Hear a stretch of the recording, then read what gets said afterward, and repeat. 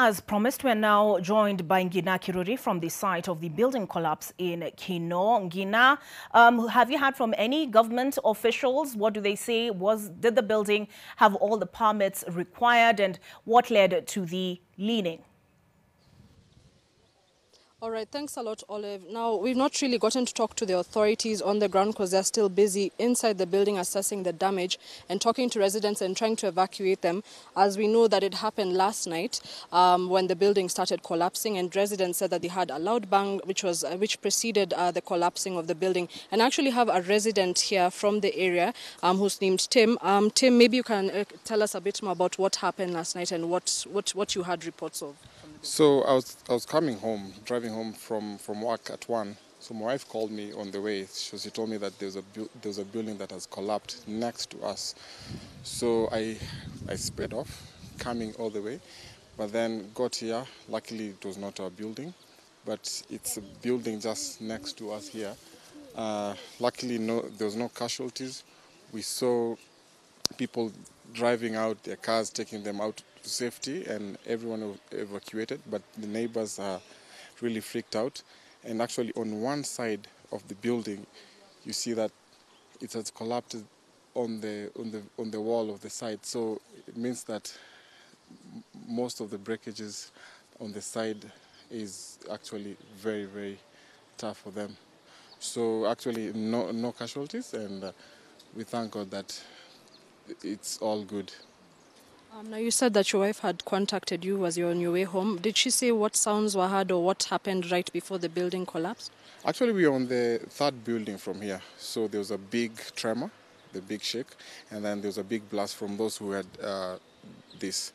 So actually, she was actually sound asleep, so she never had anything. So she was just called by the neighbors who were out, running up around, because everyone thought it was the building that we live in. And as we came back here today, we saw quite a number of cars on the road. Are those residents perhaps coming back to pick their belongings, because most of them took off at night? Some of them are residents, and some of them are from the county officials, from the engineers, and also from police, and also onlookers who came to see and watch all that was going on. Okay, and just as we were talking right before we started having this conversation, I was asking if there are any other buildings around this area that have collapsed in the recent past. I can't remember quite well when the other building collapsed, but in Kinoo, because right now we are in Reagan, there's another building that collapsed as well. So this is the second building in this particular area. And what would you like to see being done in future with the authorities to ensure that something like this doesn't happen again?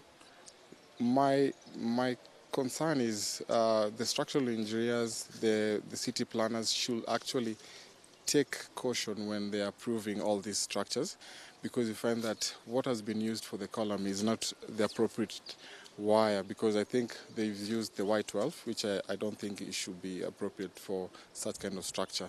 So I think there should be proper overseer of what's going to come up, especially if it's a big flat like this.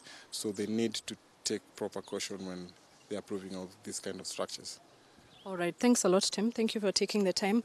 Olive, that's what we know so far. We know that the National Construction Authority has a multi-agency team on the ground, including people from the National Building Inspection Agency and the National Disaster Management Unit as well. So those are who are on the ground. Also, police officers are here and Red Cross officials, just in case any injuries might have been missed by any of the authorities. But for now, we'll be keeping tabs on that and also trying to find out from more residents, especially those who are living in the adjacent building. In the adjacent building. And that's what we'll be keeping tabs on. We'll be able to give more information in our subsequent bulletins. Olive. All right. Thank you, Ngina.